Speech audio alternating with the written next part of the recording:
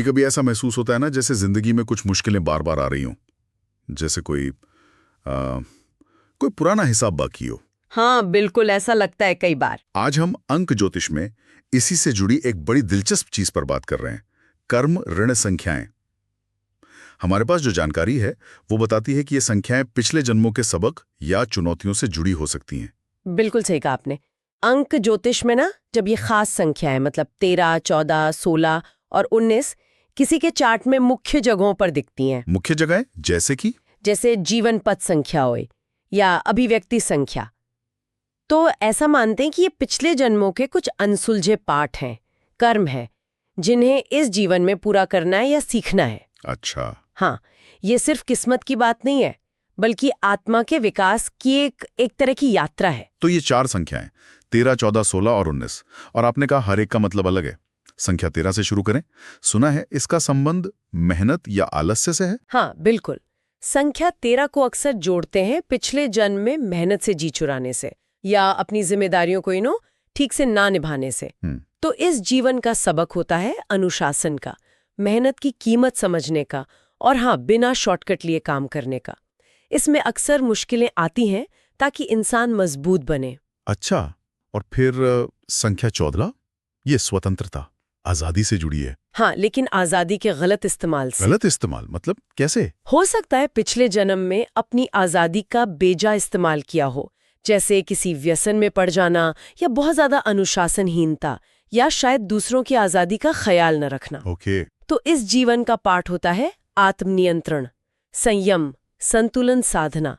ऐसे लोगों को ना अपनी जिंदगी में स्थिरता लाने के लिए काफी कोशिश करनी पड़ती है, मतलब एक्सट्रीम से बचना होता है। फिर आती हैं 16 और 19। संख्या 16, इसका कनेक्शन अहंकार या प्रेम के दुरुपयोग से। ये तो थोड़ा सीरियस लग रहा है सुनने में। हाँ, संख्या 16 थोड़ी गहरी है। इसे अक्सर जोड़ते हैं पिछले जन्म के ऐसे रिश्तों या बर्ताव से जिसमें शायद अहंकार था, धोखा था, या प्रेम में कह लीजिए लापरवाही थी। अच्छा।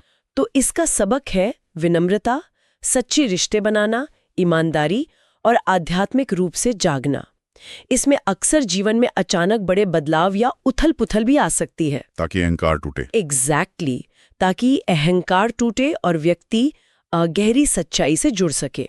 और आखिरी संख्या 19, ये स्वार्थ से जुड़ी है। जी, संख्या 19 को अक्सर जोड़ते हैं पिछले जन्म में शक्ति या पद के गलत इस्तेमाल से, स्वार्थ से, या फिर दूसरों पर निर्भर ना होने की एक जिद से। अच्छा, मतलब जरूरत से ज्यादा इंडिपेंडेंट होना। हाँ, कुछ ऐसा ही। तो सबक होता है स्वतंत्रता का सही इस्तेमाल सीखना, दूसरों की जरूरतों को समझना, सहयोग करना, करुणा दिखाना।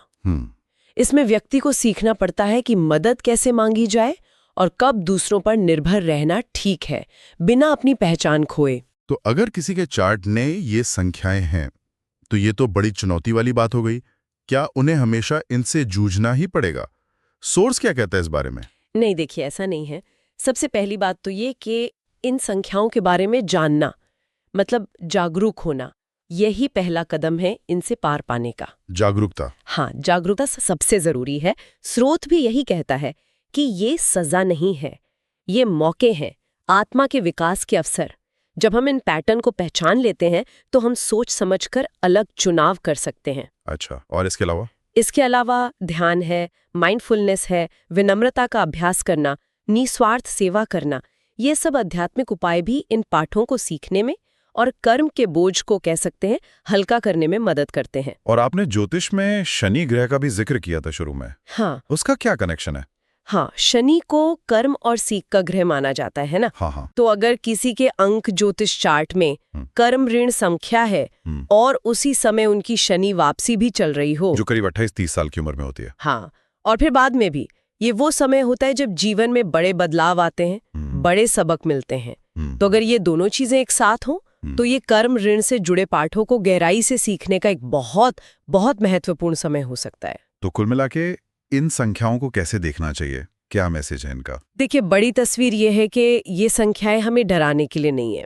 जैसा कि स्रोत भी इशारा करते हैं, ये विकास के रास्ते हैं, चुने हुए रास्ते हैं। अच्छा। इन्हें पहचानकर हम अपने जीवन के उन पैटर्न को समझ सकते हैं जो बार बार दोहराए जाते हैं और उन एरियाज पर फोकस कर सकते हैं जहां हमें संतुलन और ग्रोथ की जरूरत है।